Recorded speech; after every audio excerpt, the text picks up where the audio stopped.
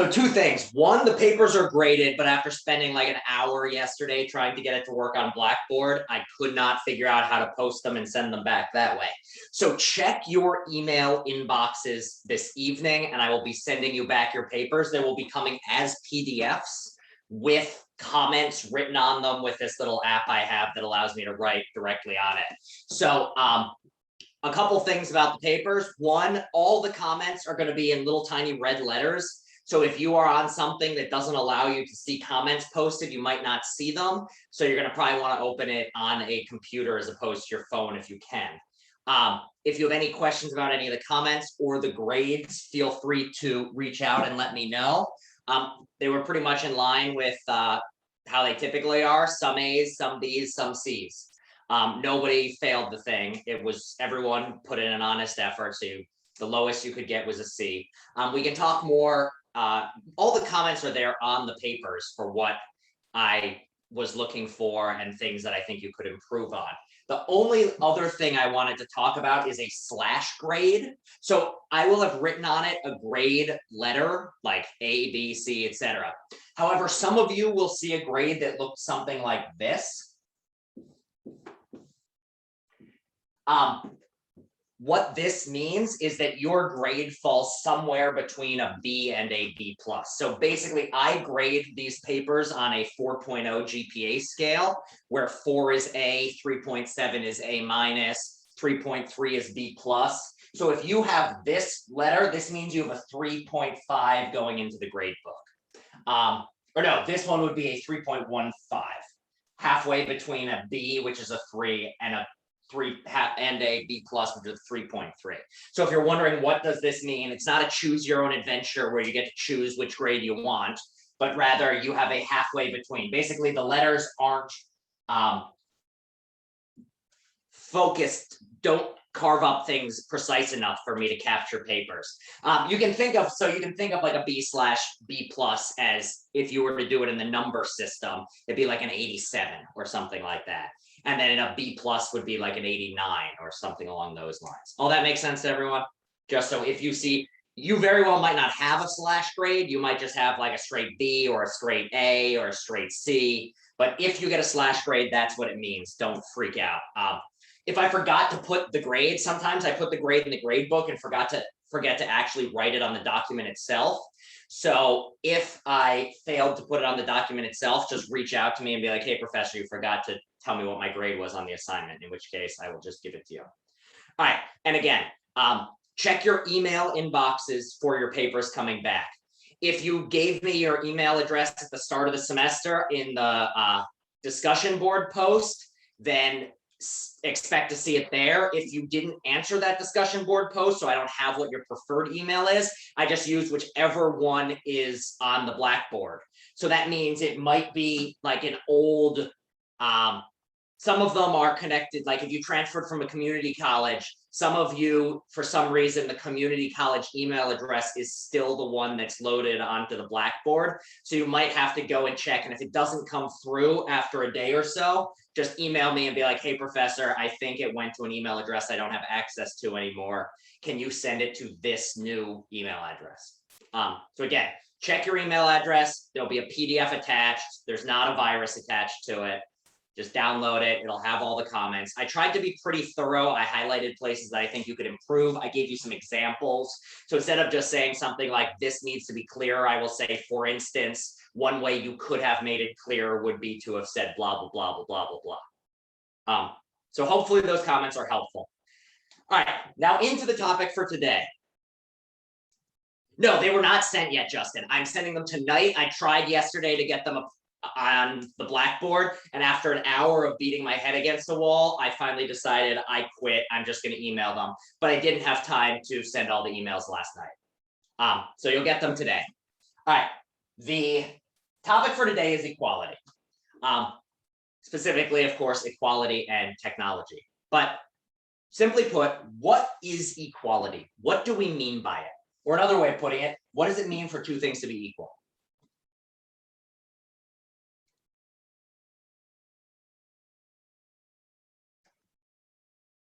And I'd like you all to answer this one so I don't have to hear my voice the whole time.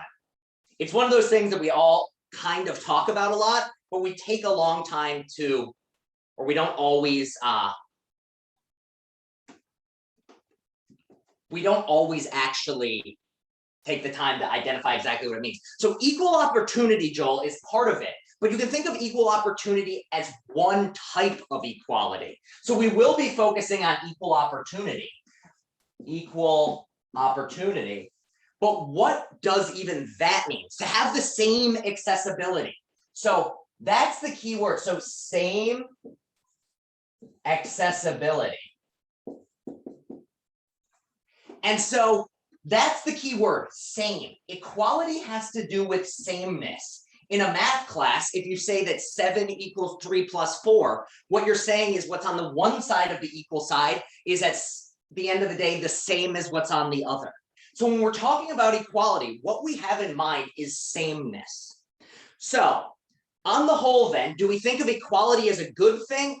And it's tied in with fairness. That's another thing. So is all equality a good thing? Not like, so one thing is equality of opportunity, but that's not the only type of equality. So is all equality by definition good? What do you all think? No. Kevin says no. Why not, Kevin? And I just to be clear, I think I agree with you. Why is it that not all equality is necessarily good? So yeah, one thing, as Joel said, is a communist system, communism, was designed to be a perfect world in which everyone had the same amount of stuff, and therefore there was no want and no need and everything else. But you might wonder whether that's actually a good system. Kevin says people can twist the definition of equality. And I think that is an issue of like, what do we mean by equality? But I think that before we get into talking about how people twist the definitions and substitute one definition of equality for another, I want to talk more about Joel's point of communism. So generally speaking, there are few communist countries left today. And even those that tried to be communist didn't fully succeed in the Marxist version. But do people know what a communist system is supposed to look like? Or how, in theory, it's supposed to exist? This is a word which in America has often just been used as like a synonym for bad things. But what is the actual theory in like a Marxist communist system? Daniel? I believe, and I'm not mistaken, everybody's supposed to be equal. Even, the rich and powerful, like a taxi driver should be making the same money as a doctor. Yeah, and so the idea is that everybody in the society, so everything is controlled by the government, and there's one big pool of money, and everyone works a certain job, and you get paid the same amount for whatever you do, and that is enough to be a living wage for everybody. So a doctor who's been trained doesn't make any more than a farmer, because both of those are crucial to the well-being of society. So we need a farmer to make food. We need a doctor to keep everyone healthy. They are both crucial. So they both make a flat rate. Politicians are, again, just one part in the cog. So they don't make any more than everyone else. So everyone has the same amount of money. Also, ideally, there's no such thing as private ownership.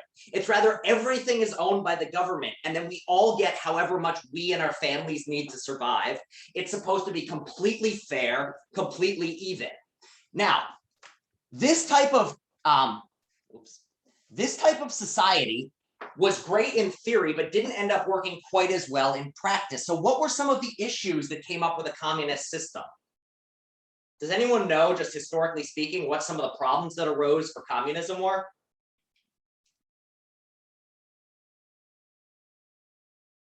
So one thing was that in practice, it became very easy for the person in charge of this government to get way more power and make themselves not equal. So basically, if the government controls everything and everything is owned by the government, then whoever's in charge, it's very easy for them to become a dictator like Stalin was. What are some other issues, though? So think of it this way. When you're working at your job and you're working really, really hard, what do you want to have happen at the end of the day? If you've been working, grinding hard, you've been trying all sorts of different things. You're working extra hours. You want a raise. And what else might you want? You want a raise, a promotion, a reward of some sort. In a communist system, if everything is decided, so yeah, you might also want a vacation, but communism isn't like incompatible with vacation. But yeah, the issue, as Daniel points out, is people don't feel compensated, so there's less motivation to work really, really hard. If you don't have the reward for it, then you end up with a system in which everyone does just enough to meet their quotas. So there was a famous story. Basically, instead of you getting paid for however much work you did, you were given, if you worked in a factory making shoes, you were told how many shoes you had to make in a year or in a month. And if you made that number of shoes, everyone had the exact same number. Everyone had to make the same amount of shoes. And as soon as you made that number of shoes, you got your paycheck. You didn't have to make any more. So what they discovered was that someone in the shoe factory realized that they were counting shoes individually. And it was a lot quicker to make all the shoes right shoes than it was to make pairs of shoes, because you wouldn't have to change the machinery around. So to meet your quota of, say, 100,000 shoes, you could make 100,000 right shoes very quickly and then have the rest of the week off. So people started making 100,000 right shoes, and therefore nobody had enough shoes in this area to wear shoes because it was designed simply on this quota system. By contrast, in a system in which you aren't just getting paid for whatever, if you were a business that was only making right shoes, you'd never make enough money to survive. So there's this built-in demand system of you only make things which people are going to want, and that forces you to no worries for being late, Carlos. That forces you to actually try to do things that are going to help rather than just meet the quotas. So yeah, this type of equality is not necessarily something we like. Also, why is it that people like watching sports, and specifically professional sports? What is it that people enjoy about watching that? There's the competitive aspect, yes. But like, if you just wanted competition, you could go to the park and watch like children kick a ball around. So Tiffany, they're good at it. And that's the key. The reason we love watching professional athletes is it's not just that they play a sport. They play a sport at a level that the average human being could never reach. So these people are decidedly unequal or unequal. LeBron James is unequal to you. He is taller, he is stronger, he is fitter, and he is able to jump much higher.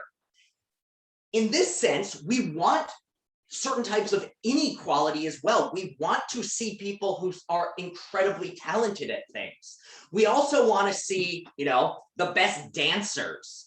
We want to see the best actors. We don't want to just see, why is it that people go and see very talented actors on the movies instead of just watching somebody's home videos? Well, you want to see the best at things. So it's not just that all equality universally is a good thing. It rather seems like certain types of equality are good things. So what are the types of equality that we like? And some of you have already said these, so just repeat the things you said before. So human rights. So equality of rights is one. Equality of rights. What are some other types of equality? It's already written on the board and somebody said it before, so just repeat yourself. Equality of health or health care opportunities. Education.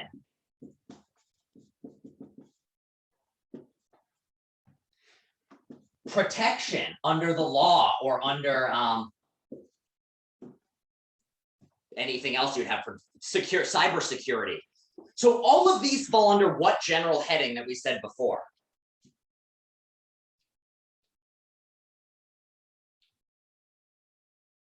It's written up on the board, everybody. Well, not fully written up. All of these can be grouped together under one general category.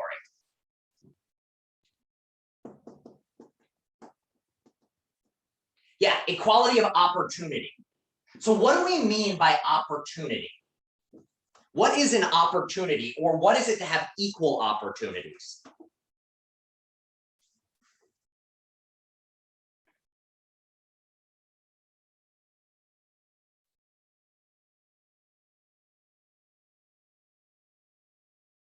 So the same access to opportunities as everyone else has, but what do we mean here by opportunity? What is it to have an opportunity to do something?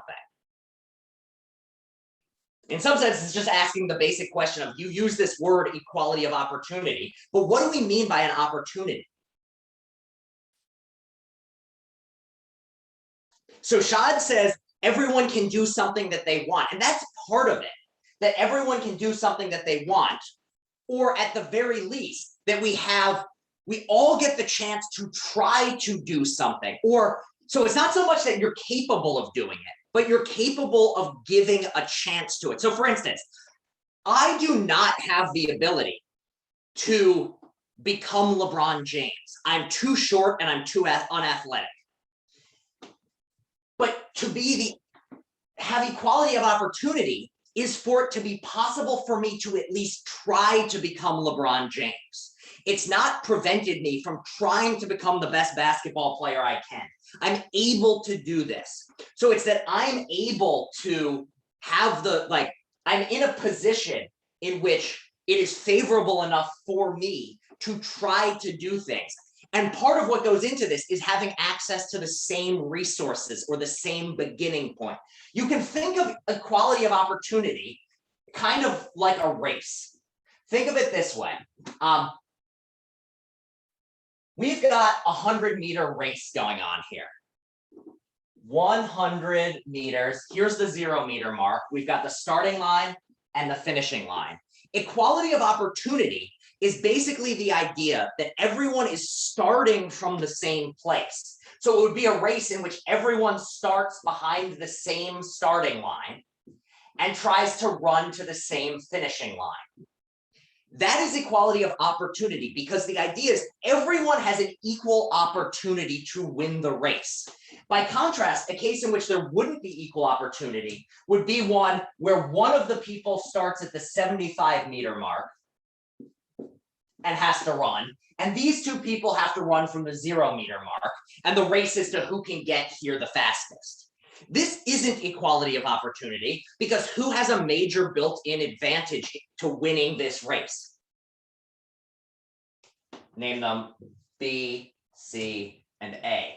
Who is, the front guy. A has by far the biggest advantage. Why? Because A is starting 3/4 of the way to the finish line. So that's the idea behind equality of opportunity. The idea is that everyone starts from the same point. And so why then do we care about equality of opportunity? Why not just say the world's unfair, some people have good advantages, other people don't, life's hard, wear a helmet? What is it about equality of opportunity that we value? Somebody kind of touched on this before, but there's a few different reasons for this.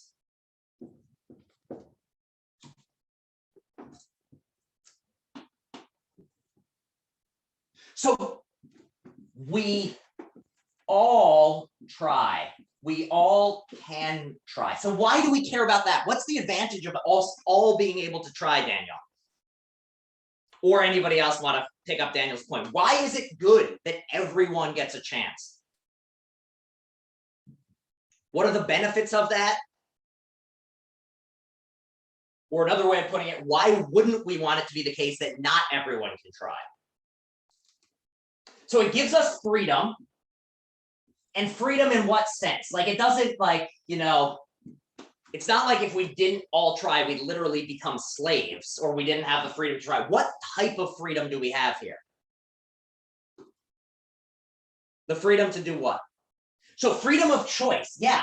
So one idea here is if everyone starts at the same point, everyone gets the chance to try what they want to do, because no one else is at an absolute advantage. So if you want to try racing, if everyone starts at the same point, then there's no sense in which the lost cause to bother racing. If some of the people start at the 75 mark, you never want to bother trying to run a race, because it just wouldn't be worth your time. However, if everyone starts at the same place, it's an equal choice. You can do that.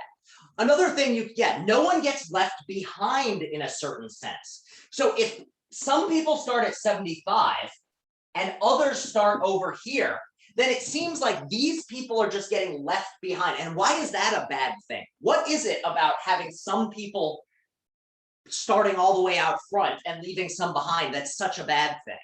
And I agree it is, but try to unpack, think about why is that the case?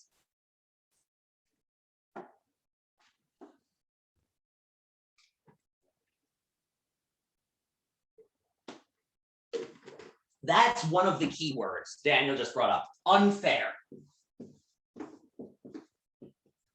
It's just unfair. And unfairness just seems like one of these things. One of the things about being unfairness is just one of those things that seems at the base level human beings do not like. We don't like a system in which somebody who works hard gets less than somebody who's working less hard. It's back to the why do you get so mad when you have a group project and you do all the work and your partner does nothing? Why is it that you get so angry? I'm sure you've all been in this experience, had this experience, and we've talked about it before. What is it that feels so bad about that?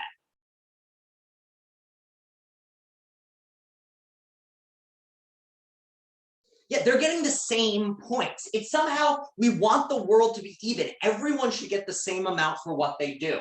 So part of it is unfair. And so there's this idea that the amount of work should correspond to the amount of credit you get. And a system in which that isn't the case is just by definition bad. But then the other thing, who was it? Let me scroll up a second. Who said this?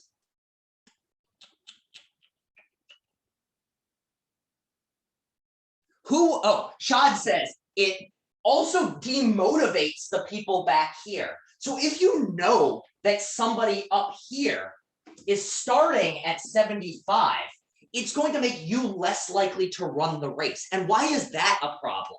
Because it definitely is, and it has a few different reasons for being a problem. But why do you think it's an issue if person A gets to start all the way up here, thereby making B and C less likely to run the race? What is the problem in this sense? So one is B and C don't have a chance to win, which goes back to the unfairness thing. But what's another reason that we don't like this? Other than the unfairness, what is the big picture issues for the whole society? What are some of the problems you have if you let some people start all the way here? So Sammy says you have to work way harder to win and it's less likely. And yes, that's 100% true. And then why is that a bad thing though? I think it is, to be clear, and I agree with you 100%, but unpack, think about it. What's so bad about letting some people start at 75 meters and other people have to start all the way at 0? Other than it just being unfair and therefore bad. What are some of the bigger picture? What might a utilitarian say is the problem of this? If someone defines what's good by the greatest good for the greatest number of people, or the greatest pleasure for society as a whole, or the greatest happiness for society as a whole, what would they say is problematic about this case?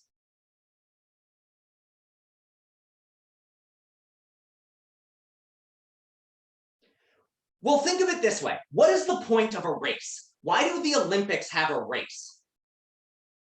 Why are there races? So part of it, as Finn says, is treating people with respect. And that's that I think ties in again with the idea of fairness. And so what's the point of a race? As Kevin said, so Sammy says it's to compete. And yes, and what's the point of competing? You're trying to see who's fastest. We want to identify who is the fastest one. In the same way, when you are hiring someone for a job, who do you want to hire as a company?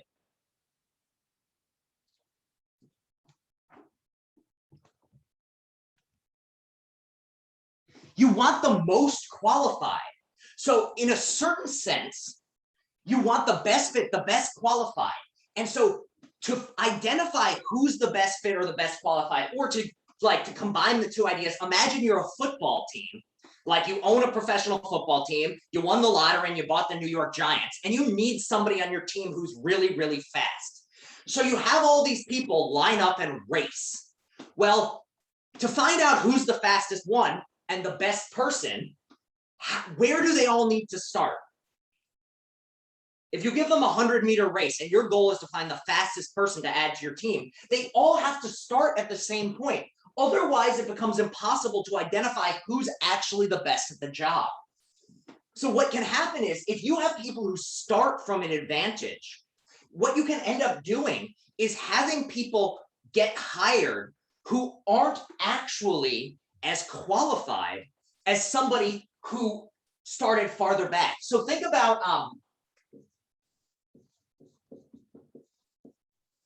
nepotism. Do people know what the word nepotism is? Yeah, Shad just said it. What is nepotism? Anyone? We can define it. Daniel. It's like when you hire someone within your company, like that's a family member. Like maybe Yes. my dad owns a company and he hires me even though I'm not qualified for the job. Exactly. That's the definition of nepotism is hiring somebody based on who they are as a person and personal connections, as opposed to being qualified for the job. So if, for instance, you own a company and your son like say you are running a software company and your son has never taken a computer science class in his life, and yet you hire him because he's your son, that's nepotism. And one thing about nepotism that's a problem is it's just unfair. But the other issue is if you hire people who are unqualified simply because they're close to you, what ends up happening is you don't end up with a very well-functioning system. So for instance, part of the reason that people were so upset that Trump was hiring his family members for a lot of positions is these family members did not have any experience and were not especially good at the jobs they were being hired for. So the idea here is that if you want a system to run well, if the goal of society is to make things so that everyone benefits, if the goal of a company is to make products that people want and to function well, you need the best people. And if you don't have everyone starting at the same point, it becomes impossible to identify who those best people actually are. So the two real reasons why we want equality of opportunity is one, it makes a fairer world, and we like fairness. And the second is it creates more success for everybody. So Shada asked if they are fit for a job as well, does it also count as nepotism? It really depends on the case-by-case basis. So generally speaking, if my dad is, say, the best computer software engineer in cybersecurity in the world, and he teaches me from the time I'm a little kid how to build the best cybersecurity systems, and then he gives me a job at his company, we would be less, if he gives me the job at the company entirely because I'm the best, then it would not be nepotism. It's only nepotism when somebody is given the opportunity entirely because of their connections to a person, personally speaking. So for instance, and the reason why nepotism is tough is it can be difficult to tell the difference between a case in which somebody is being nepotistic and a case in which somebody is actually hiring the most qualified person who just so happens to be their child. So in other people on the outside might claim it's nepotism if they hired you, even though you're qualified. But from the inside, it might not look like nepotism. And whether a particular case counts as nepotism is unclear. And it's one of these things with a gray area, like a case in which you hire someone entirely based on who their father was and not in any way considering their qualifications, that's clearly nepotism. If you hire someone entirely based on their resume, you have no connection to them whatsoever, clearly not nepotism. But there is a gray area in between, so it's not always black and white whether something is nepotism or not. All right, so everyone on board with what we mean by equality of opportunity and why we like equality of opportunity? Everyone on board with this stuff? This should, in some sense, again, like so much in this class, we're just unpacking common sense here. All right, so equality of opportunity, good. Here's the next question.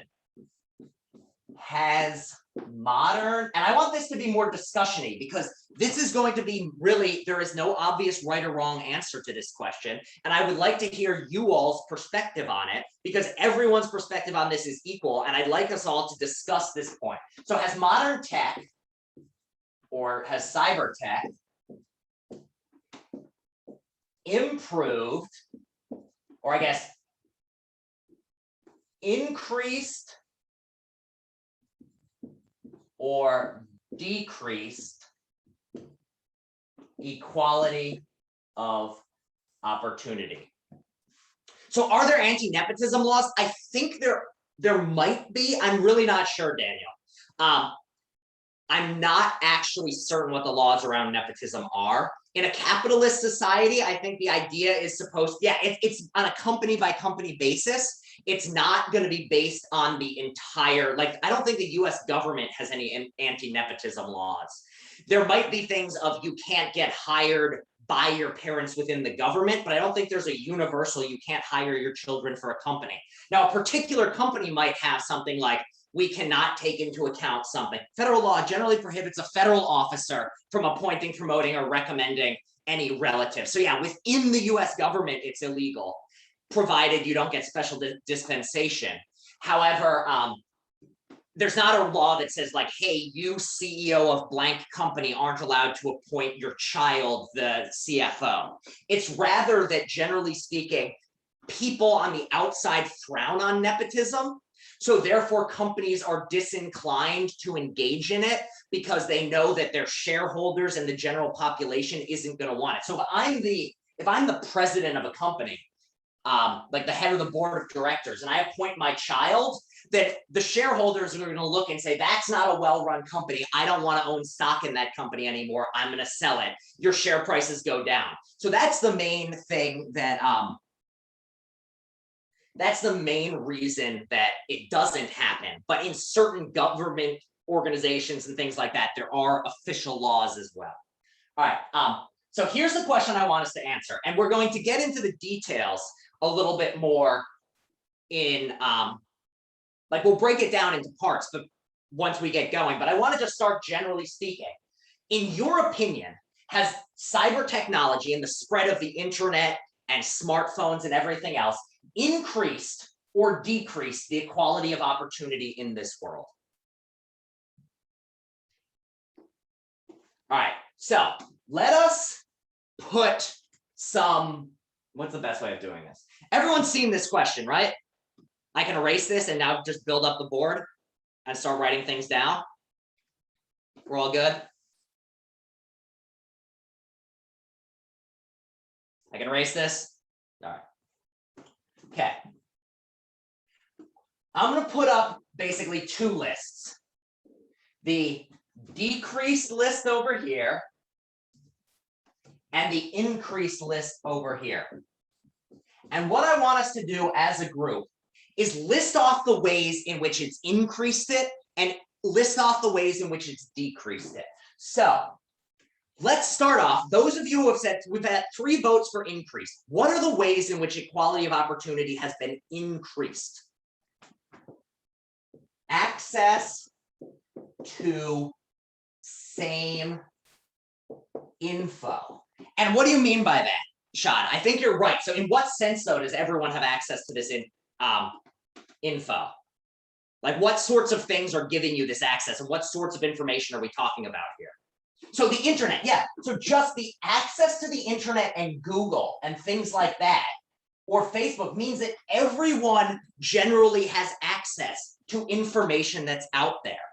Daniel says technical interviews. What do you mean by that? I just want you to, I agree with you. I just want you to spell it out so everyone knows what we're all talking about. Is that I've noticed that sometimes when you're like gonna work for like a software company, they ask you like code and interviews as opposed to like who you know there. Like that might get you in the door, but then you have to like solve a bunch of like algorithm questions. Yeah, so another thing that the internet has allowed for is it is much easier.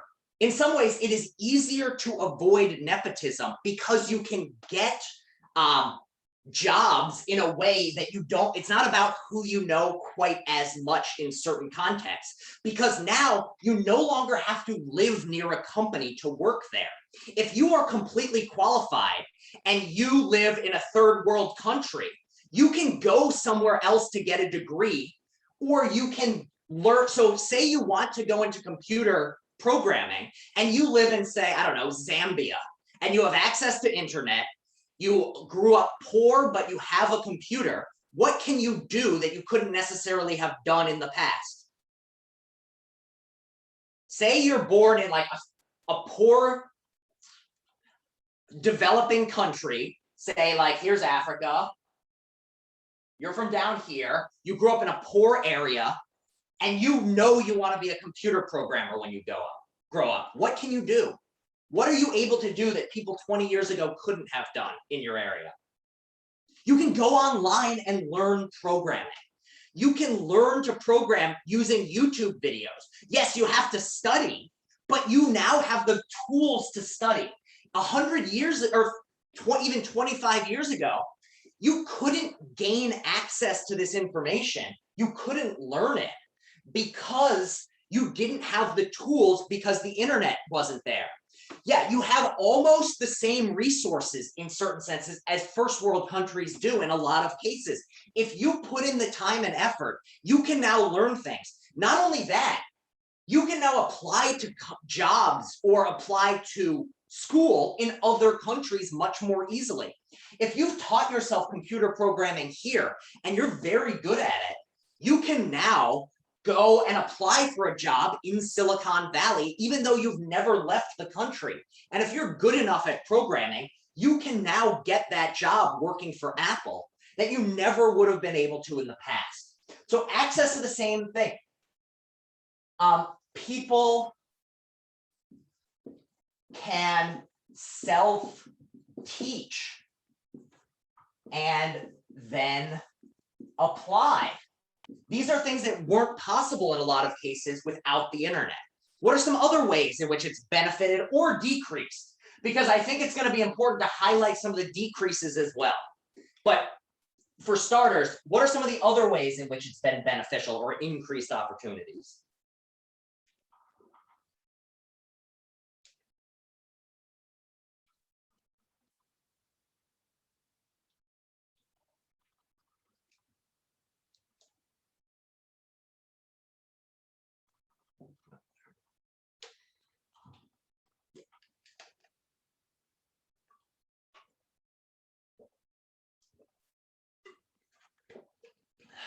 So another thing is it's easier to find talent.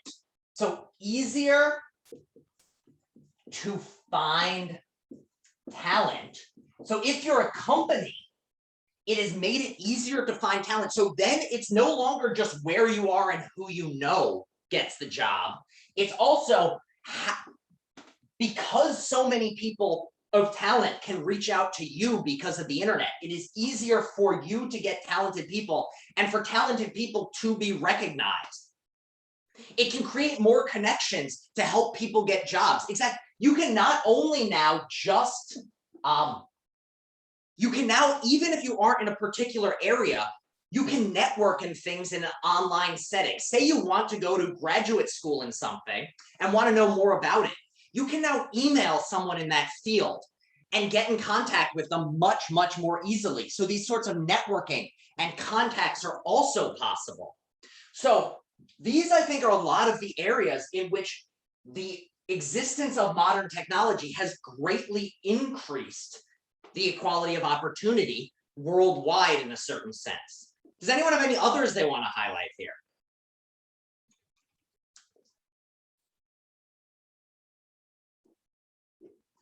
Well, I think another thing you can say is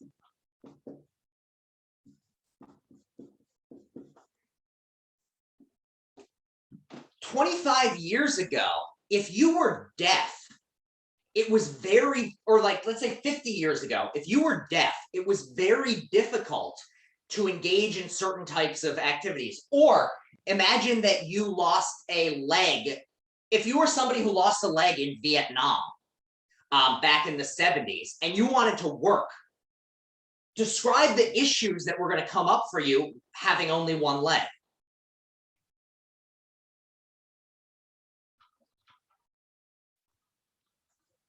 So think about it. It's the year 1980. Why would having one leg be a bit of an issue for you just trying to get a regular office job?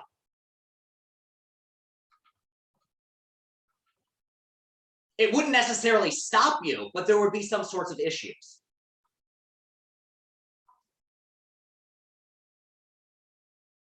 Or another one.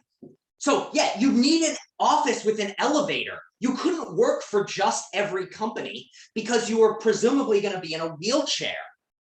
Or let's go with another one. Let's go with blindness. Say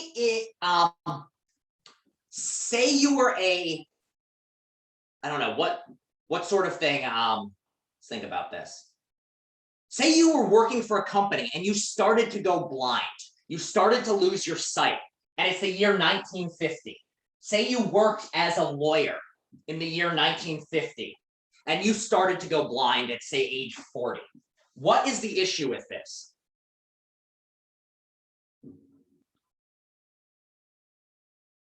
Could you continue being a lawyer if you were fully blind?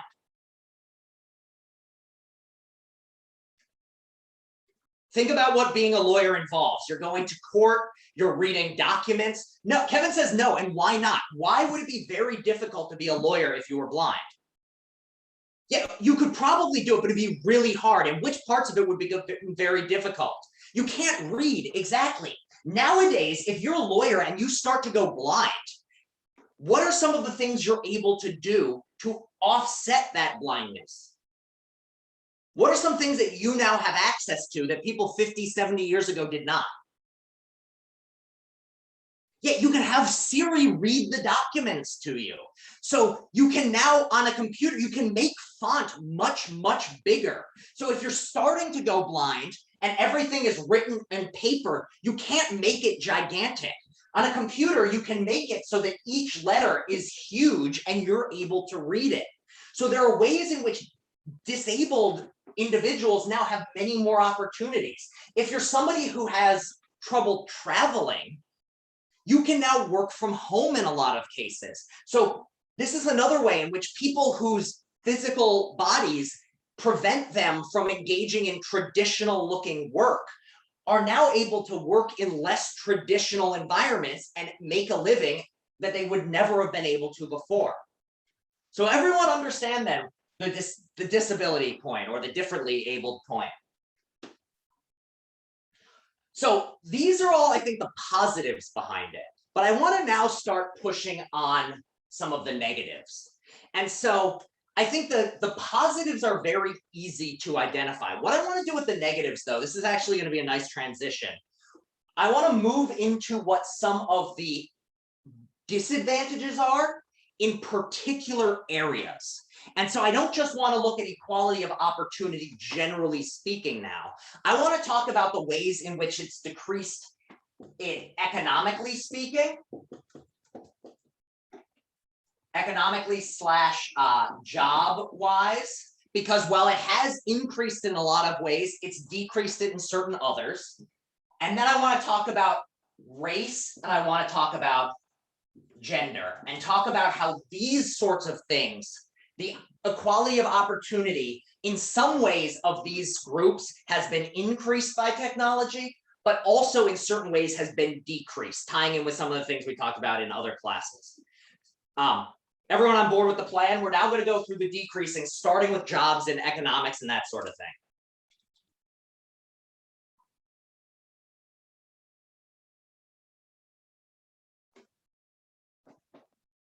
All right.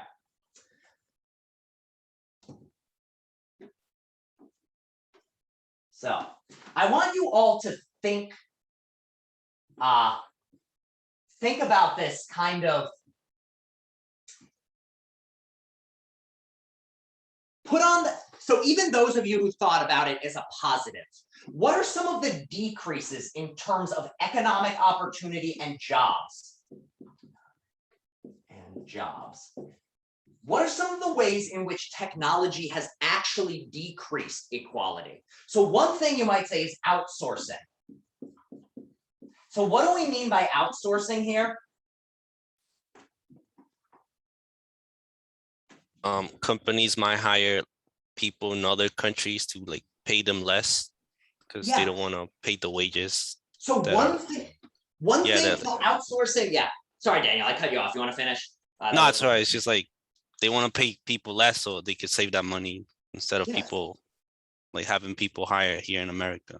So here's one way. So generally speaking, outsourcing, there's two things that people don't like about outsourcing. One is a very particular issue, which is if you work in the place that is losing the jobs, you are personally affected. So, if manufacturing jobs go overseas, then what ends up happening is you here at home are losing jobs. But you might not say that that's actually a decrease in equality of opportunity or economic equality. And so why is it that economic equality is something people care about, or a certain level of economic opportunity or equality? Why? What is it when you see one person who has $1 billion and somebody else who has 10? What is it that we dislike about just the monetary differences? Well, it ties right in with equality of opportunity, because a person with a ton of money is able to do a lot more in the world and has a lot more control than somebody with not much money. So this is why equality of opportunity is tied in with economics. So the other issue with outsourcing, though, is if you outsource your jobs and pay people less, then the gap between the person at the top and the people who are at the lowest level is much larger. And let's talk about those issues. So imagine it's the year 1950. You've got a CEO at a company, and let's say they make $1 million a year. And then you have your average, it's a factory. Your average factory worker, say, makes 50, no, that's probably too high. Let's say 25, no, let's go 1 million versus 50,000 a year. So 1 million versus 50,000. It's a pretty big gap. But imagine now that what this CEO is able to do is they move the company to somewhere else where instead of having to pay someone $50,000 a year, you can now get by with paying someone $20,000 a year. Because the fact is, different countries have different values on labor because of what they need to purchase. So if a loaf of bread costs $1 in the United States and 10 cents somewhere else, then people are going to be okay accepting less money in this other place to work than they would be in the United States, because their opportunities to make money are lower. So if you can pay people 20,000 as opposed to 50,000 and still make your million, or generally what happens is because this decreases, the CEO can then make more money. So now we've got a $2,000 versus a $20,000 instead of 1 versus 50. And so what is now the case with this bigger gap? Why is this bigger gap something to worry about? Or something to take into account? What is it? Why don't we just say some people make 2 million, some people make 20,000, end of story? Some people make more than others. That's fine. Money's just money. What is it that this person now has access to that this person doesn't? More so than before.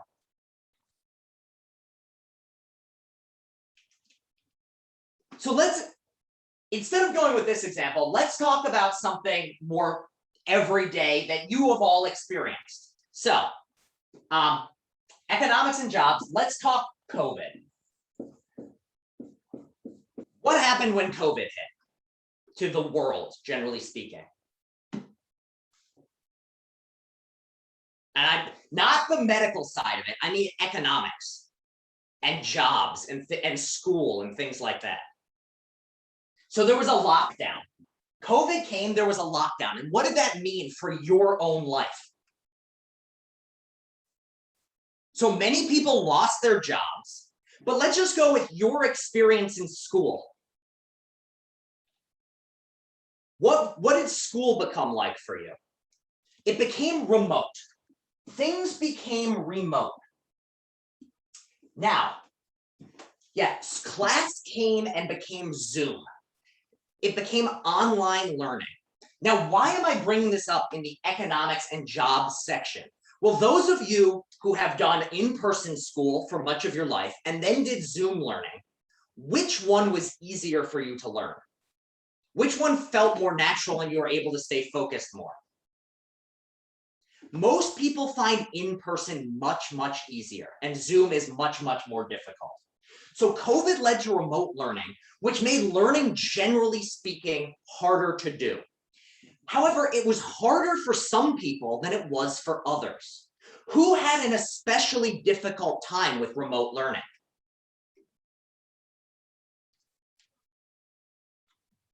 And then on the flip side, who was it much easier for? Who did not have as much of an issue with remote learning as these other groups? So some people, so Tiffany says people who didn't have access to technology. That's the key. Some of you probably had no trouble moving online because you had good internet, but others of you may have lived in a small apartment with a large number of family members and not a lot of laptops or lots of computer access. If you have 3 people using one laptop, online learning becomes very, very difficult. So who is it that had a lot of access to the technology? Who was it who had enough laptops for everyone in their family? And also a room where every single person could do their own work as opposed to everyone sharing the same table? What was the number one determining factor as to which group a person falls into?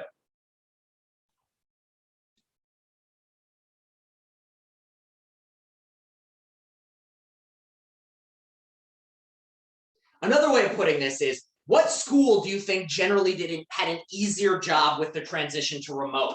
Princeton or John Jay? Who had an easier job? The students at Princeton or the students at John Jay? And why?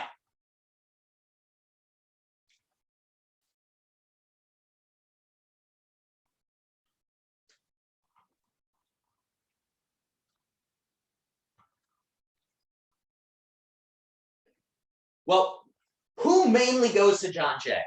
You all go here. Generally speaking, if you were to describe the student body, how would you describe them?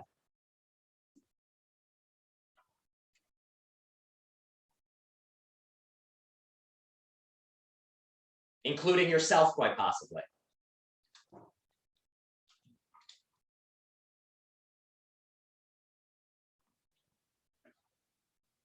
Did I freeze?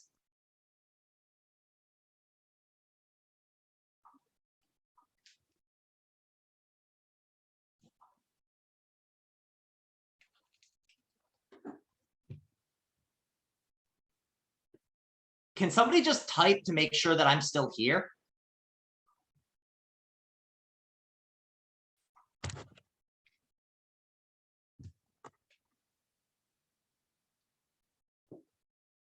Okay.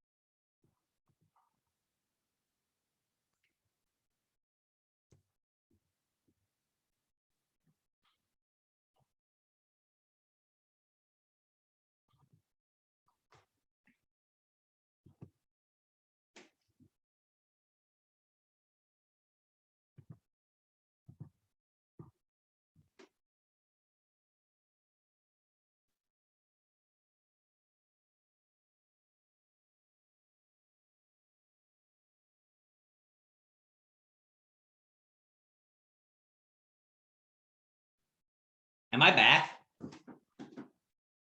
Test. Justin, can you hear me? You can't see the chat. Yeah, the chat just came up. All right. It just came. All right. So that right there illustrated the very thing I was trying to prove. So the thing that I was trying to prove is who had an easier time with online learning. People at Princeton or people at someplace like John Jay? Princeton did. And why? Better technology. And also, if you were to describe the John Jay students, who mainly goes to a school like John Jay? Describe yourselves in general. Lower income, first generation college kids, people who are trying to, become able to enter the middle class, as opposed to people whose families have already made it. Princeton is upper class in a lot of cases, or upper middle class, people who come from a lot of money. These people had a much easier time transitioning to remote learning because they had access to better technology. So what we had here is a case in which when people started relying on technology, the people with better access to technology ended up succeeding more. And the people who had better access to technology were the ones who began from the economic, like the positive economic space. Does that make sense to everyone? And I'm also just asking this question to make sure that I'm coming through again and people can actually see me and the chat's working. All right, thank you, Finn. All right, so a major issue here is when you start relying on technology, and while yes, at a certain level, everyone now has access to certain information, the other issue is the more and more we rely on technology, the more and more the people with the best access to the technology are able to succeed more than everyone else. And the number one determiner of who succeeds with this, who has the best technology, are the ones who are already well off. So this is a major issue of like, there's going to be a gap in education caused by COVID. And the people who are going to be the least affected are going to be the wealthy. Who else? Why also did the remove to the remote learning not affect the wealthy as much as the less wealthy? If you have a lot of money and your child is struggling in school, what can you do?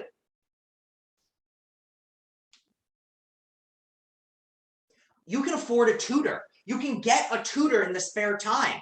Also, if you are wealthy, you are not going to, I've had, and I'm sure some of you had this, where someone in your family got COVID and you now were both going to school, probably going to school, remote working, and taking care of a sick family member all at the same time. If you are wealthy, you can afford to have somebody come and help your sick family member. You might have a job in which you can afford to take unpaid leave for a week to take care of your family member. If you are somebody who doesn't have that wealth already in hand, it becomes much, much harder for you to do the things to succeed. So one issue with technology is, well, in some sense, we all are able to get the base level of technology. Not everyone is able to take full advantage of it. And the people who are most able to take advantage of it are very often the ones who already have the money to buy the best technology and employ it to the greatest benefits. All that makes sense to everyone? Here's another issue. We've been talking about equality of opportunity in terms of money, but think about jobs. Who is the best at technology? Age-wise, what groups are better? Millennials and younger are generally better at technology, younger adults. Who then is getting, Gen Z, millennial, those are the groups that are better at technology. Who then is worse at technology on the flip side of that?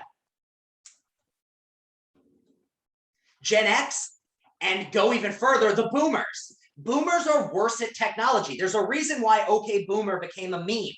And part of it is just that they are not able to understand these technologies. So if you are somebody who's been working in a field for many years, so say you were hired as a secretary in 1970, and if you were hired as a secretary in 1970, so it was your first job out of college, so you were born in, say, let's say 1975, and you got this job, you were born in, say, 1955, so you graduated college at age 20, your first job was as a secretary, and you've now been working as a secretary since 1975. Are you going to be very good at your job? Think about what how many of you have worked as a secretary or a front desk job or a greeter or something in the past few years? Describe what sorts of things you were spending much of your time doing, Kevin. What was the main thing you were working on? A computer, exactly. If you were born in 1955, you were a boomer. And if you were a boomer, you were hired to be a secretary in a time of paper and pens. Now, you have been basically thrust into a job that you do not in any way have the qualifications for, because you were not raised on computers. Your mind is not structured in the way that computers are logical to you, and in the way they are to someone in Gen Z or a millennial. So on the one hand, younger people are getting more and more opportunities, but the flip side is older people are finding it harder and harder and harder to maintain the jobs they've had for a very long time, because they are no longer as qualified, because they just didn't have access to computers. Or on the flip side, a company that has had someone for a long time now has this issue of they can't fire the person because they've been around for a very long time, but keeping them around, they're not bringing any benefit because they don't know how to use the very technology that you need them to be able to use. And so it's not, so there's in some sense a decrease in, or an increase in equality worldwide to people getting into a field, but you end up with this big age gap within companies. And so while there are equalities of opportunity globally, within an age bracket, you've generally increased the opportunities for the young and decreased them for the old. So that's another way in which these things have decreased the equality of opportunity, for, like, generally speaking. It's not a new, like, it used to not be the case. Like, if you were younger, then you generally speaking had an advantage. But nowadays, that's not necessarily the case. What's another way in which it's decreased? So think back to our data mining class. What did we say data mining was?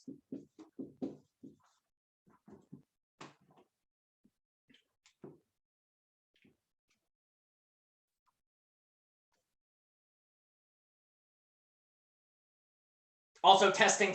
Am I coming through? Did I freeze again? Okay, awesome. Kevin says collecting data, and not just collecting data. Yeah, you're using AI to decide whether someone's a good fit or not. So in order to run these AI programs, what do you need? Who has access to the ability to data mine? Have any of you ever in your everyday done some data mining in your own personal computer in your own life? So Luis says government, and that's one of the big ones. Daniel, you have not done data mining. I have not either. Why are you and I not doing data mining? Exactly, you need big resources. To data mine, you need access to huge amounts of data. Like Luis said, you have to be a government, or you have to be a large corporation like Apple or Microsoft or Amazon. So one thing is, as technology comes into existence and it creates the opportunity to data mine, and as we talked about, data mining is huge money, because a company that is able to predict what your purchases are going to be and what your preferences are is able to sell that money on to other companies as advertisers. So Facebook is super powerful because they mine your data, identify what your preferences are, and then sell your preference profile to advertisers who can then use this money to sell you things, or use this advertising to sell you things. So one thing that this is creating is we now have the informational haves and the informational have-nots.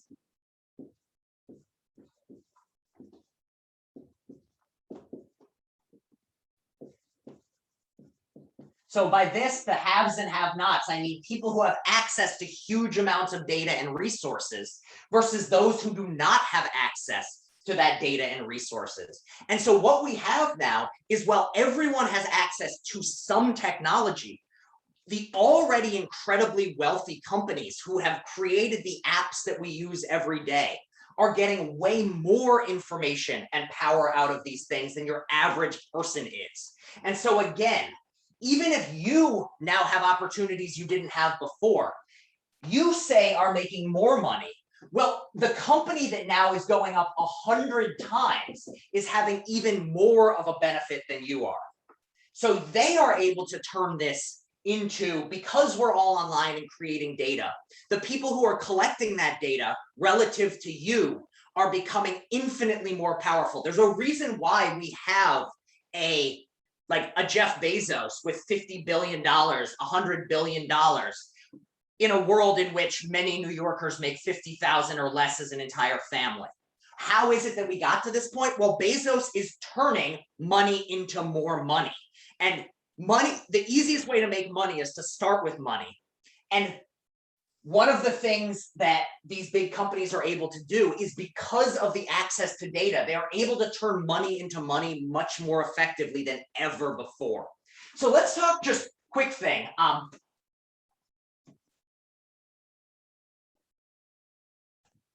I want to talk about the notion of relative spending power. This is just a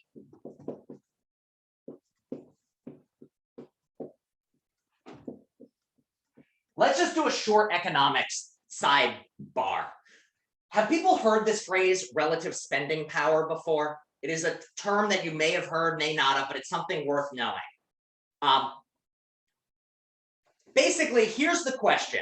What determines how much something costs? What determines how much a loaf of bread costs in New York City? What is, at the end of the day, the number one factor that decides it? Demand, exactly.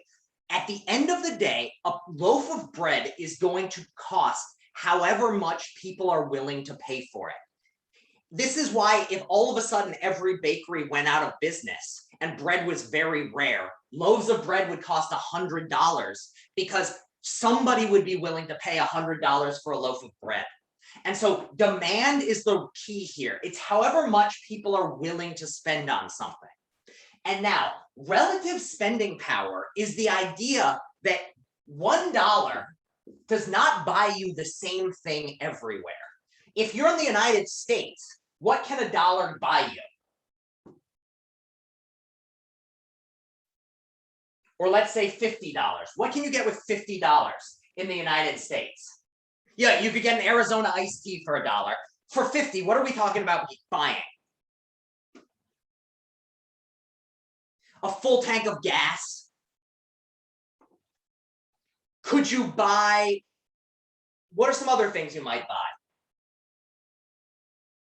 with 50 bucks? Shoes, things like this. There are other places in the world, though, in which you can get a lot more for your $50. So does anyone have any ideas about places where, you know, just personally, $50 buys you a lot more? So yeah, Venezuela, Bangladesh, Peru. So what are some of the things you could get with 50 US dollars in these places? Anyone have any examples off the top of their heads?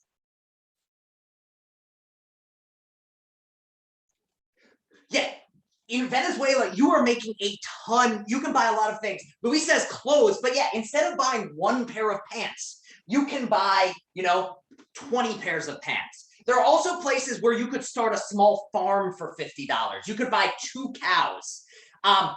So in Peru, you get 4 times as much. So yeah, this is the idea of relative spending power. It's how much your dollar will buy based on where you are. But it's not just where you are. It also changes based on time. So my dad is an old man. He always talks about when he was a kid, candy bars cost you 5 cents. So back in the day, his dollar bought him a lot more than our dollar does today. Well, one thing that happens is, as more and more people end up at the very top and can afford more and more stuff and are willing to pay more for it, what can end up happening is, even if the amount of money you make goes up, you don't actually end up being able to buy as much as you could. So think of it this way. Let's say you made $50,000, and then the next year, or over the course of 10 years, your salary goes up to, say, let's just keep the number simple, 75K. So you've gotten, over the course of 10 years, a 25K raise. But now imagine that in the same time, you had somebody who used to have $1 billion and now they have $50 billion. Well, now this person here with that much money is going to be buying things, and their amount of purchasing power has gone up way more than yours has. And because of this, say a loaf of bread used to cost $1 and now costs $2 because of inflation and demand and things like that.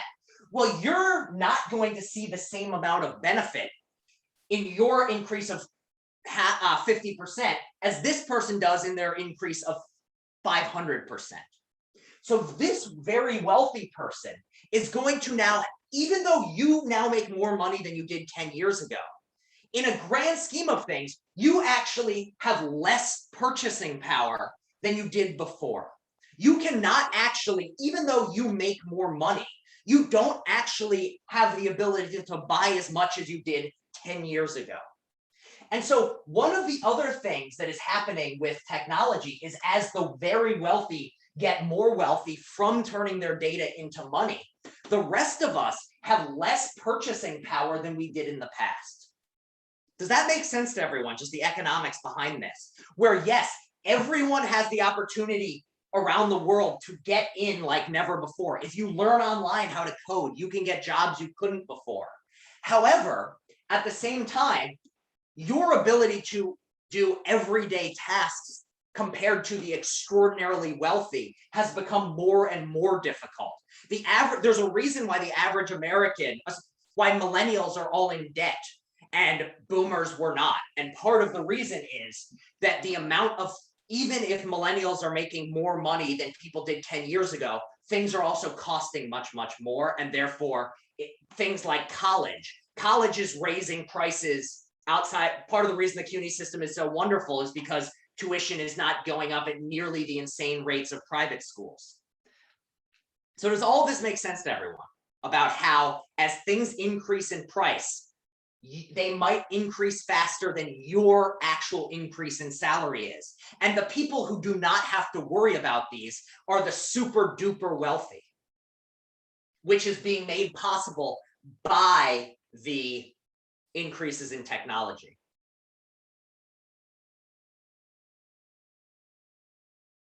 We all understanding this? All right. So yeah, the way you can think of it basically is one thing that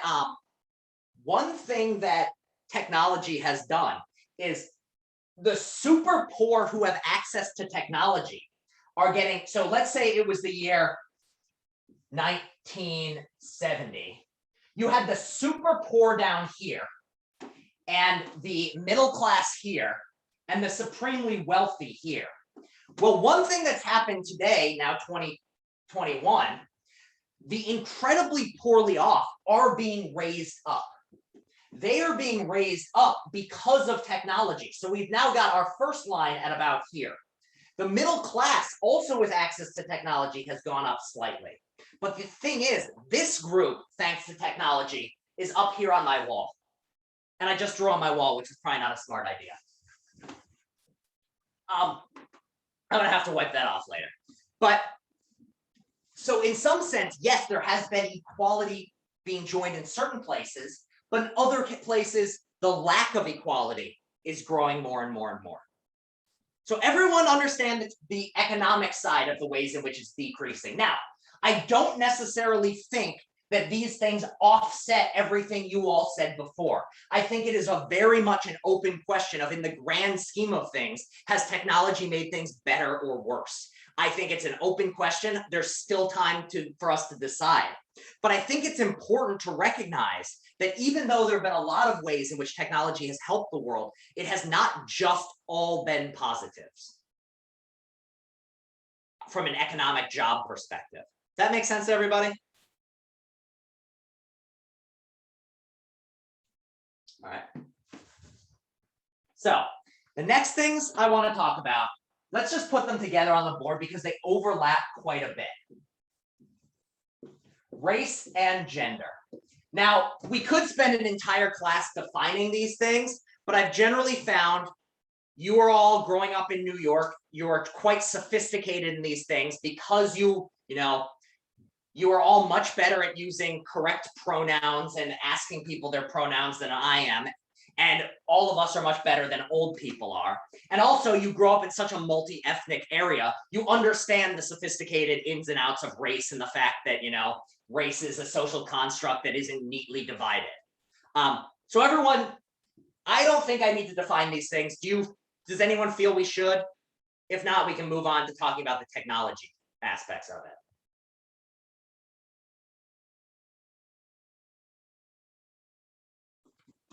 Are people okay just moving on to talking about the effects of technology on this stuff? All right, so the first thing I want to say is that technology, one of the main things people talked about with technology of why it was such a benefit is it would get rid of traditional inequalities. So think about your computer. Is your hard drive the piece of silicone, or is your processor the little piece of silicone that's doing this work? Or your hard drive, is that thing racist? The physical piece of machinery? No, it can't be. It's a piece of metal. Is it sexist? Is your hard drive sexist? Or is yeah, exactly. It's electronics. It's not sexist. It's not racist. Also, are a bunch of things that are, Python or a coding language is just a language. It's a bunch of symbols. Is that set of symbols sexist or racist? Just a set of symbols, not what the coding is. It's just the symbols themselves cannot be sexist or racist. They're just symbols. So one of the things that people started thinking about with technology is it was going to help things like racism and sexism go away, because we are moving on from human beings making decisions and human beings who are racist, are sexist, are biased, to machines doing it. And the machines are not racist or sexist, at least in theory. But what actually is the case? What has happened? Has the world become less racist and less sexist now that we're moving online more and more? No, it doesn't seem like it's become less racist or less sexist. What is some of the evidence that it has not gotten less racist or less sexist?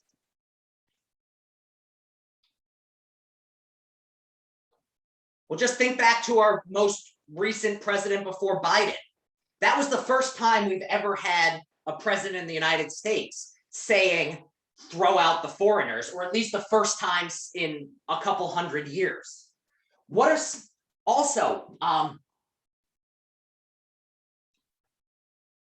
so social media allows racism and sexism to be shared and support people's views like never before. So even if the technology or the pieces of machinery are not sexist and racist, the technology can be used in sexist and racist ways that allow these sorts of views to spread faster than ever before. Does anyone have any other ideas about the issues around race, gender, and technology stuff? What are some other ways that either you've heard in the news or in the readings about ways in which technology has, if anything, made racism and sexism worse, or at the very least made it more difficult to identify? I wanted to share this through voice, right? So I heard let's say you want to get a job, right, and you send in your resume, and if it doesn't see that you're white, it might automatically just disregard it for someone else.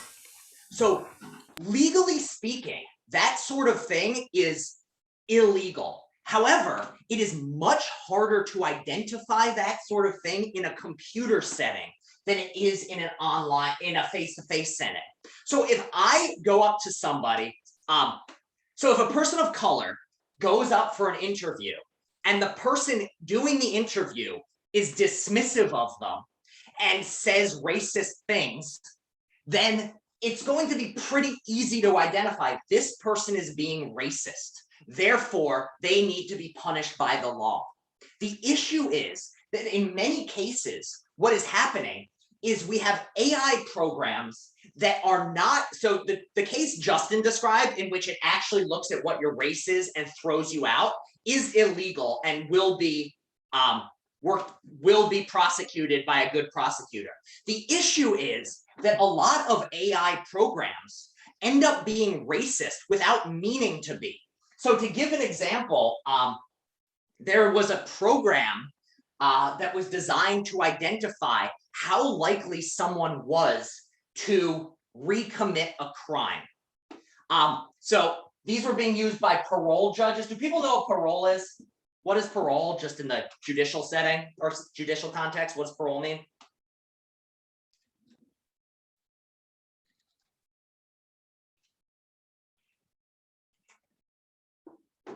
Anybody know?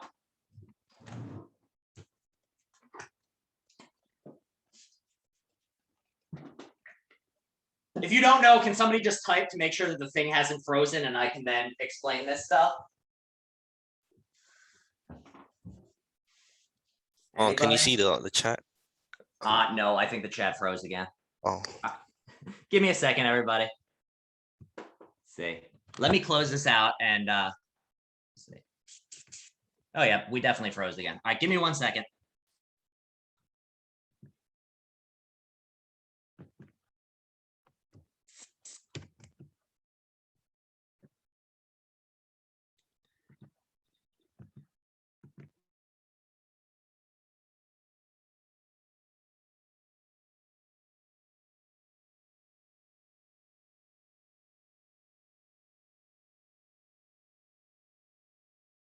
Let's try again. All right, looks like the chat is back.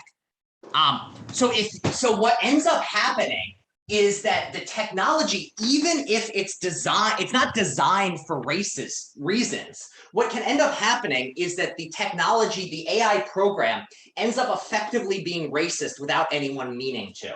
So parole, what is parole? Do people know? Isn't it like when like they allow you to leave prison early, but you need like a parole officer to supervise you? Exactly. It's basically being allowed out of prison early if you are on good behavior. And so basically, if you've been good in prison, you'd say you have a 5-year sentence, you will be let out early or given some time out of prison before the end of your 5 years. So maybe after 4 years, if you've been really good, they'll let you out of prison. However, you're going to have someone that you check in with just to make sure you don't get back in trouble. So parole judges, there are judges whose job it is to decide whether someone should be let out early or not. The main thing they want to identify when deciding whether to let someone out or not is how likely is this person to commit another crime.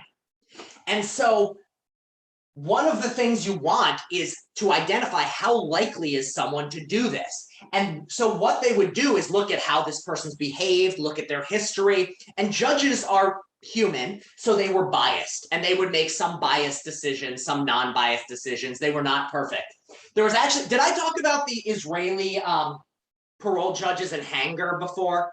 Being hangry? Because this is just something that's worth knowing. It's like one of the most fascinating studies I've ever heard. So parole judges, they did this study of parole judges in Israel. That just happened to be where the study was. So ideally, in a perfect, just world, what would you want the #1 determiner of whether someone got parole to be? Who should get parole and who shouldn't?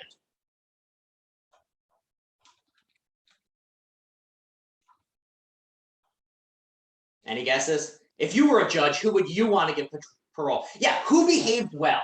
Well, what they actually found was, if you looked at who got parole and who didn't, it was very closely tied into the time of day at which they were, their parole hearing came up. So what they found was, let's say it started at 9 a.m. and went to 5 p.m. That's when that's when parole hearings took place. Well, what they found was, if you were right at 9 a.m., you had a 50% chance of getting parole. And it decreased until lunchtime. So at 12 noon for lunch, before the lunch break, the 10 minutes before that, it was a 0% chance of getting parole. After lunch, it went back up to about 50 and then dropped again right before 5 p.m. Anyone know why it looked like this? What was the reason that it looked like this? Were they saving the worst people for right before lunch?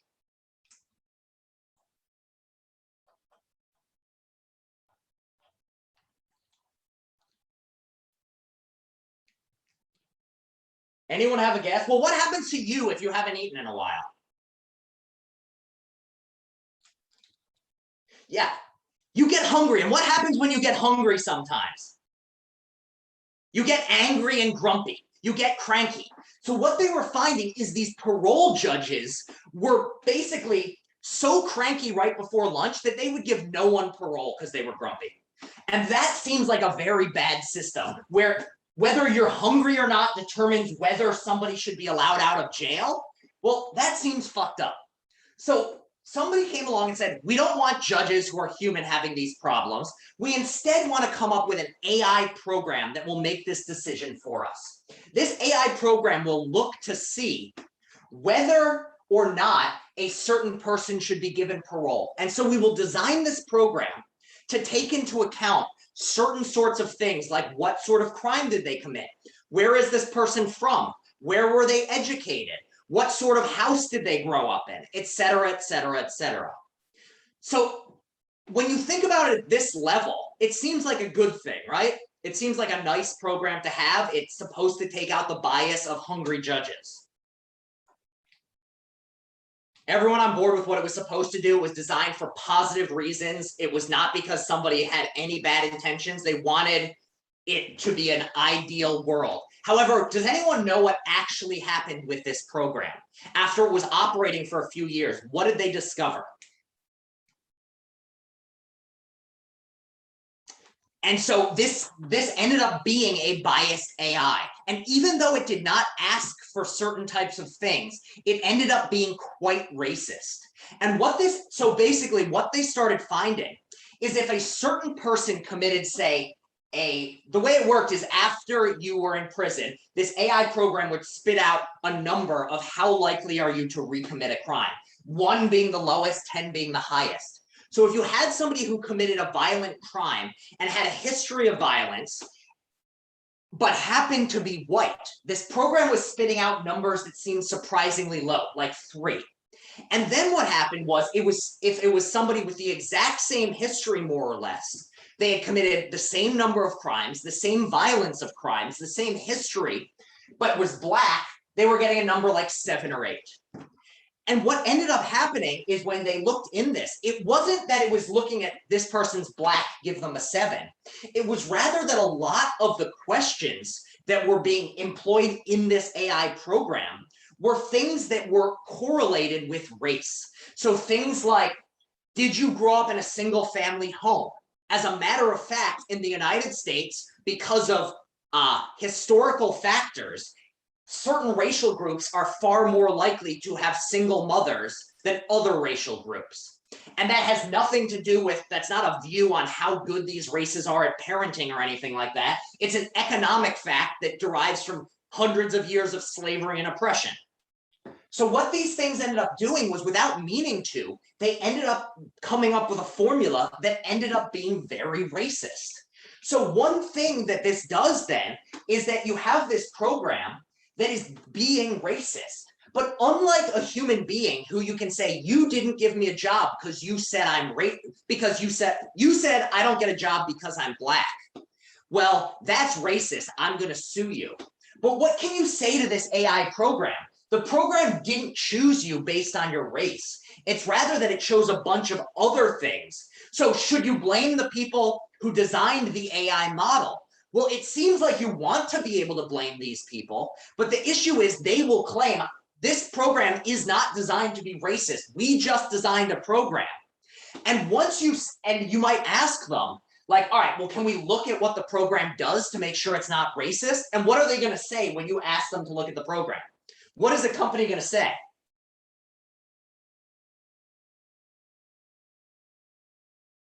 If you were to ask Google, hey, Google, can I see what's going on, how exactly your facial recognition software works? They're going to say, hell no, that's confidential. That is proprietary information. So unlike a case when it's actual people, it's very difficult to challenge a racist piece of software and actually say like, hey, this needs to stop. And it's not until it's much harder to identify that it's racist because face-to-face racism is very, very clear. But this sort of AI racism is much harder to identify because there's no clearly racist person.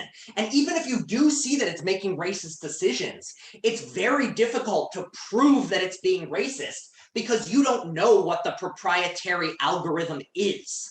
And it's going to be much more difficult. And the other thing is the person who designed this algorithm did do it with good intentions. So it's not like a case of somebody who's like, I'm not going to give you a house because you're Black.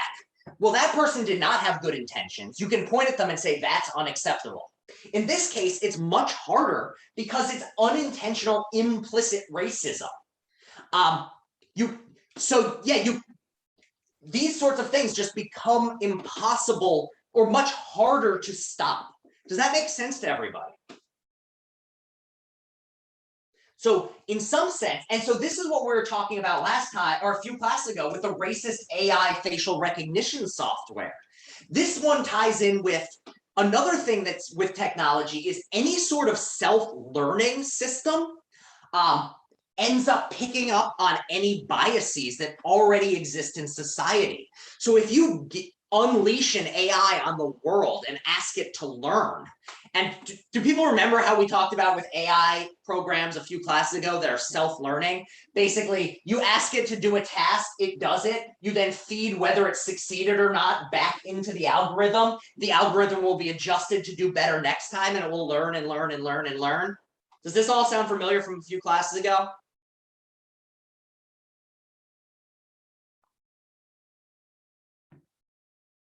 Testing, testing. Did my thing freeze again? Okay, no, it's still going. All right, so what ends up happening is that the technology itself ends up being picking up on the biases of the society itself. So one issue that came up, just to give a classic example, there was this program they were trying to teach this program to recognize the gender of a person based on the photo of this person. And so they decided a good way of collecting a large amount of examples to teach it, like a large learning set, was to use magazine photos, which, you know, seems reasonable. But can anyone guess what happened? What was the number one factor that it started using to identify someone's gender by being fed a bunch of magazine photos? So you'd think it would be facial structure or beauty or something like this. But can anyone guess what this program actually started scanning for? Well, it came to the conclusion that the number one determiner of the gender of a person was whether they were in a kitchen. It came to the conclusion that the best way to identify a woman is to identify the kitchen that she's in. And why was this the case? Well, because as a matter of fact, in magazines, men are more often pictured in things like doing sports, and women more commonly appear in contexts like food and cooking and house things because of the nature of our society and the sexism that has existed for hundreds of years. And so the AI program, instead of providing us with a way to be not sexist, ended up being picking up on our very biases and building it into its AI. So instead of making it the case that these systems are giving us more opportunity and treating people more equal, what ends up happening is that people end up being treated by the same stereotypes that they've always been treated by, only it becomes much, much harder to identify. Now, the last thing I want to talk about is the kind of the overlap between the economic bit and the race and gender bit. And this is talking about the final way in which it has decreased equality of opportunity in a lot of ways. So technology didn't just come out of nowhere.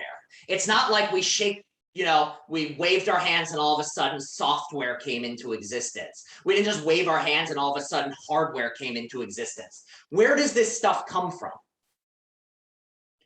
When a new program comes out, or a new game, or a new piece of technology, where does it come from? Exactly, humans design it. So all new technologies are designed by human beings. Now, specifically then, what humans are designing this stuff? Where do these things generally get made? When a new app is being made, or a new piece of technology, where, generally speaking, are these things being made? In what companies and in what places in the world? Oftentimes, USA, and not just the USA, because it's not everywhere in the US. Where are these things getting made? There are software companies everywhere, but the big ones are generally located in a handful of places. Where? Silicon Valley is a big one. Then there's also some in like Seattle, Boston, New York. But they're so everyone know where Silicon Valley actually refers to? So yeah, it's a part of Northern California, generally within a few hundred, like 100 miles each direction from San Francisco. So yeah, that's Silicon Valley. Now, these are the people who are designing the software. People around San Francisco, people in New York, people who work at companies like Apple and Google and Facebook. These are the places where the technology that is changing our world is being made. Now, at these companies, what does it take to get a job here? What do you have to do to get a job in these sorts of places?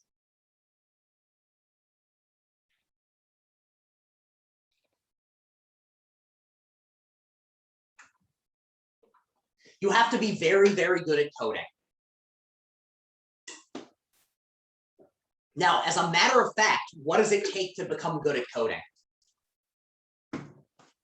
You have to be competent with years of experience. Who gets that competence and gets that experience?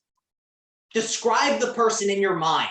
What has their life been like that has gotten them to be very good at coding through those years of practice and becoming competent? What did their childhood look like?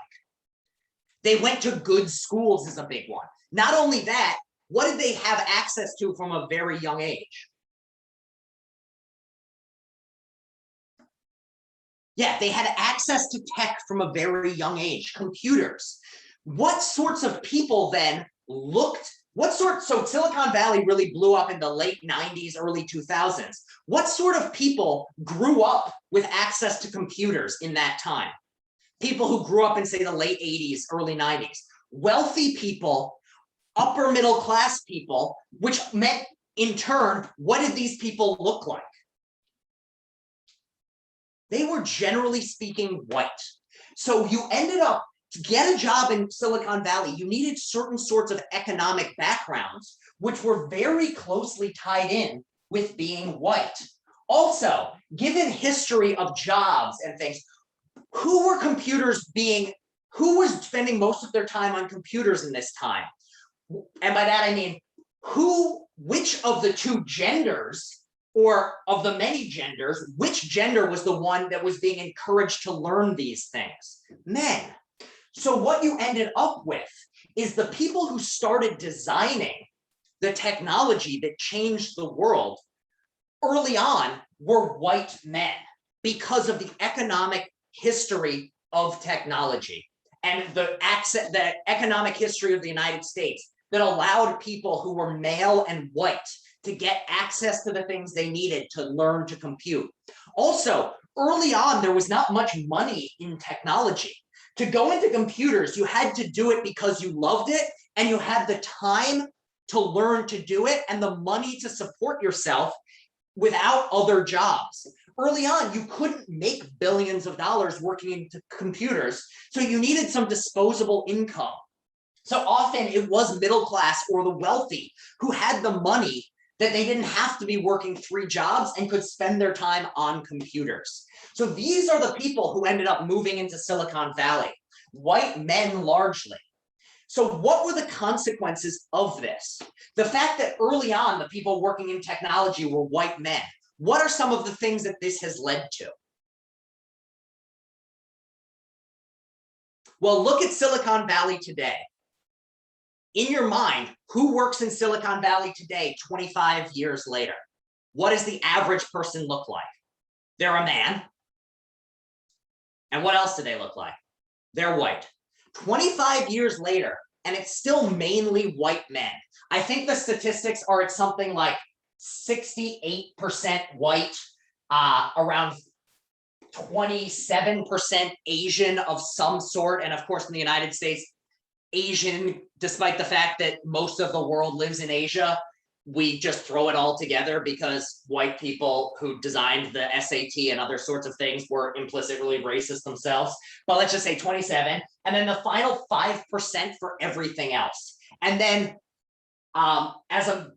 for gender stuff, it's something like 70+% male and 30%, or 70+% men and 30%-ish women. 30- women, and different companies are different. And so why is it the case that it's still mainly men in Silicon Valley? What is the reason for it? And why is it mostly white people in Silicon Valley even today? Again, part of it is the very same considerations that led to people in Silicon Valley getting there in the first place. As it's become more and more of a thing, Silicon Valley, and needing to get a good education, the people who go to the better schools are still able to do a better job of getting those jobs. And also, on top of this, you have cases in which these people are able to afford to learn to code. And so, yeah, the exact same considerations of the wealthy are still better able to get these jobs than ever before. But then there's also the fact that people who are, because the technology was being built originally for white men, there's this sense that technology is for white men.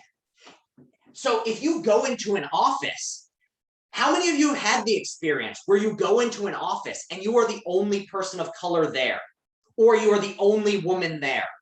Has anyone had this experience? It's less likely to happen in New York than other places, but I'm sure some of you have had it. What does that feel like? Do you feel comfortable working in that environment in the way that you might working with a more diverse group? Yeah, there's a sense of uncomfortableness that goes with it, because you are very aware of the fact that you, in some sense, do not fit in. So if the workplace is mainly white, that encourages more people to work there who fit into that group. It also leads to a work culture in which people think of people who don't look that way.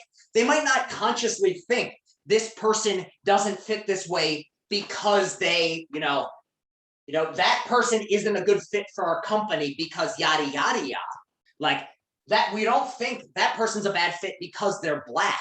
But if somebody comes in who is a lower class person who doesn't speak the way you do with the same exact accent and didn't go to Harvard and didn't get a tech degree from MIT, then when you see this person and you interact with them and you're the owner of this company, you might think that person doesn't fit our work culture, where really that's just saying a long-winded way of saying that person is Black and of a lower middle or a lower class background.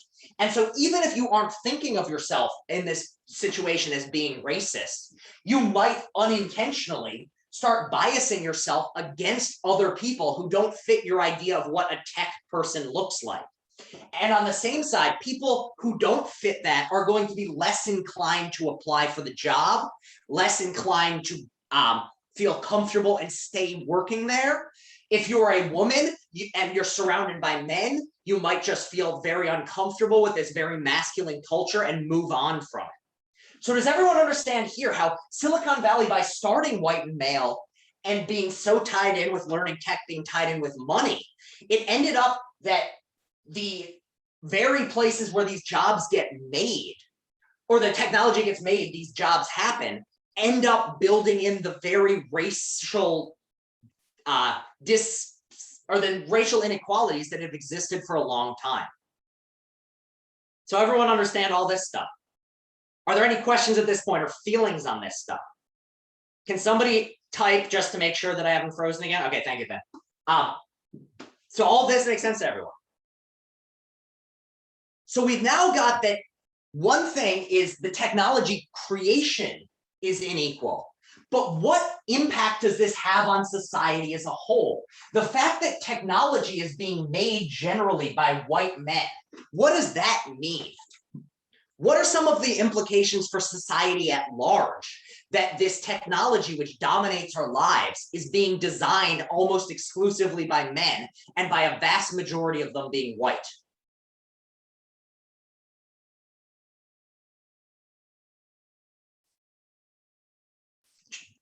So they're going to have their own. So what are some of the biases that are going to be built into the tech?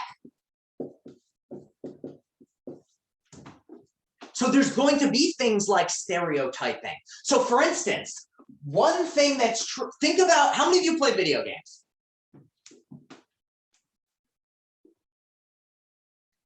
All right. In your mind, picture the stereotypical male protagonist in a video game. And now describe to me what they look like. They're white very often. What are they wearing? It's going to depend somewhat on the game, but just describe if it's an action fighting game or what are they, describe what they look like generally though. It's going to be a white man very often, and what are they going to be wearing? Did I freeze again? Are people typing things right now and I can't see them? All right, let me close again. Give me a second.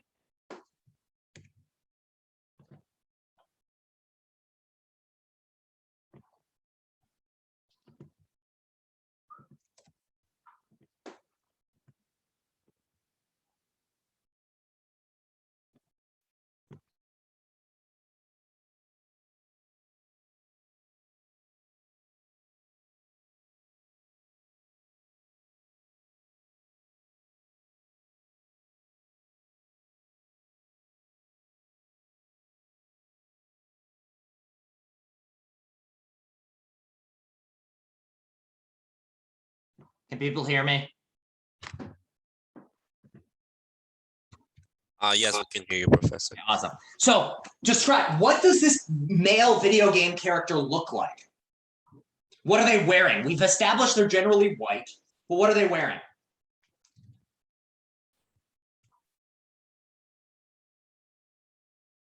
So the men, maybe not a lot, but now, but usually it's going to be like khakis, loafers. Maybe if it's like a medieval game, they might have on a polo shirt. They might have on armor.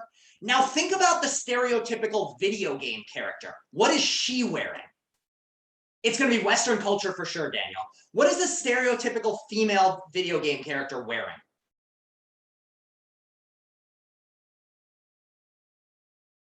A dress and a skirt, but how long is this dress or skirt going to be?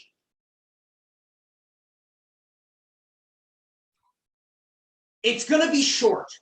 What is her shirt going to look like? It's going to be a tank top and not a very covering one with an open V.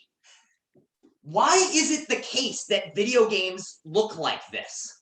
Why is it that the men are designed in generally rather covering clothing and the female characters are designed almost exclusively in incredibly tight clothing or incredibly skimpy clothing?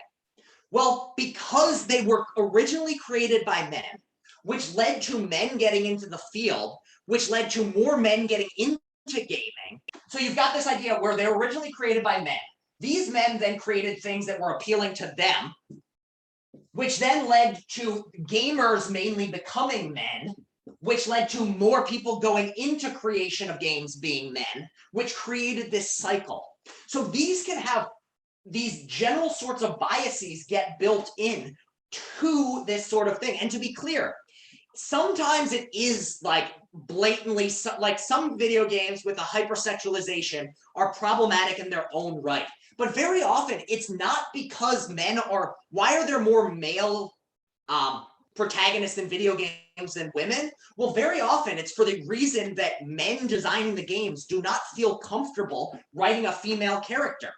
And so it's literally designed for a respectful reason. However, because most of them are men, and this then leads to this feeling of if you're a man and you are going on the internet, your life is the internet. How many of you either are a woman who has played online video games or have been online playing an online competitive video game in which one of the people on your team or in your group was a woman? And what was her experience like?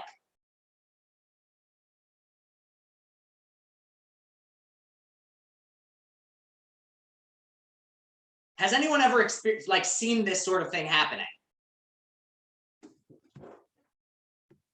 Oh my God, oh no, I didn't freeze yet. So yeah, there's going on the internet, generally speaking, if you are a woman playing a competitive video game, you get disrespected so quickly and so often. If the moment a woman opens her mouth, she's immediately blamed for being the worst one on the team. And so it creates this incredibly toxic culture where you end up with people who would otherwise be interested in a product never getting into it because the environment around it is so toxic. So what you end up with is this context in which these biases in tech end up creating a biased environment where you end up with tech that is not designed for everybody. You end up with tech which ends up catering to a very small minority, which means one, everyone who isn't in that group ends up feeling left out. And two, you as the company are not then able to actually sell your products to everyone who would be willing to buy it. You end up with biases in tech simply because of these historical sorts of things.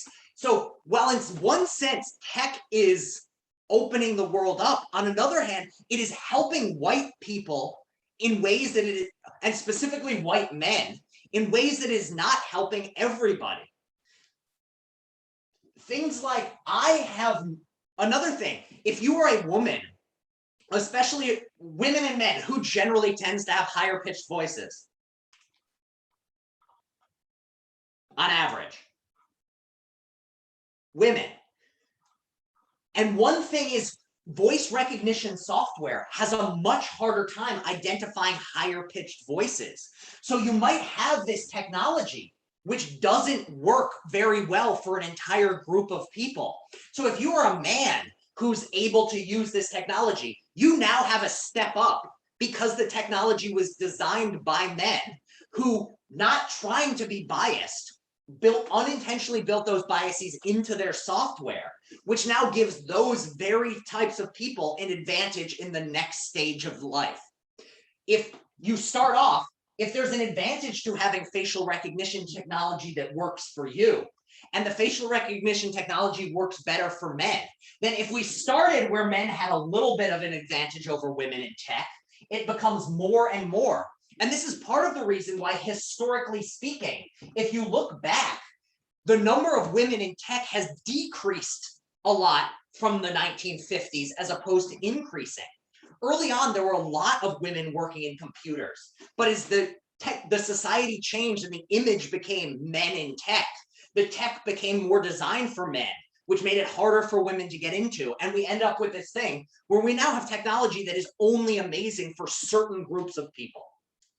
So does all of this make sense to everybody about what these concerns are? Does anyone have anything they want to add on this point?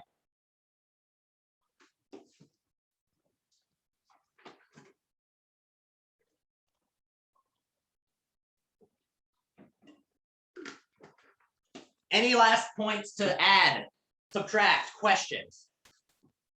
Yeah, and cameras were invented by testing them on white people. Exactly. So part of the reason that cameras only work, why is it that cameras are much better able to capture images of white people in detail than people of color? Well, because the camera was invented to take photos of white people because they were testing them on white people. And it's gotten even worse with facial recognition technology.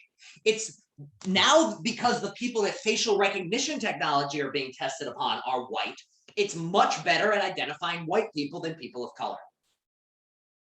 So what we ended up with, so just to review, we talked about early on the ways in which there have been genuine positives and the ways in which technology has allowed people to have opportunities that they've never had before.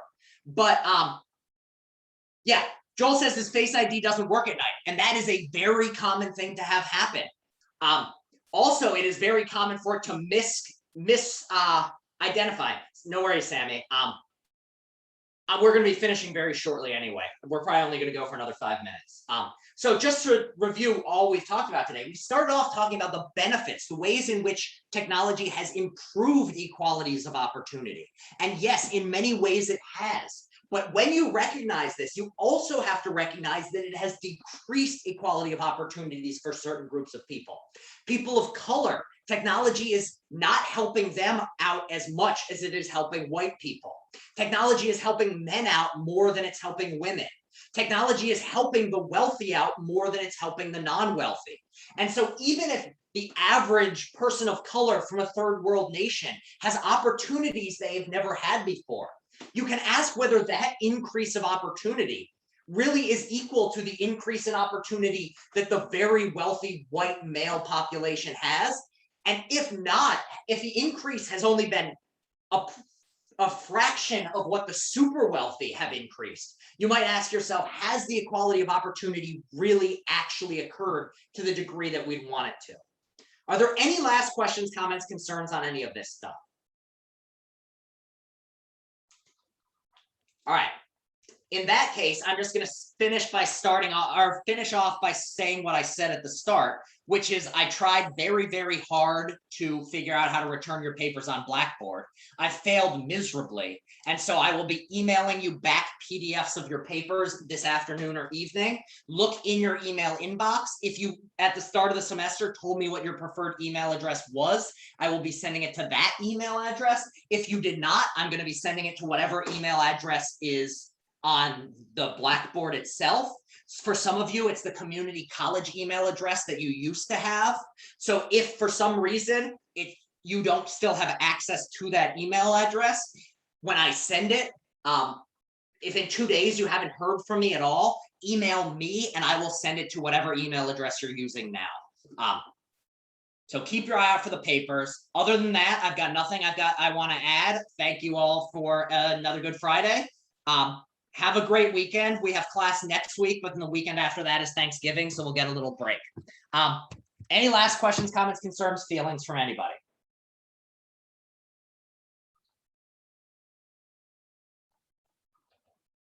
And if this froze again right when I'm asking, okay, no, it didn't. All right. Hopefully I figure out why the hell this froze repeatedly, but that's all I want to say today. Have a great rest of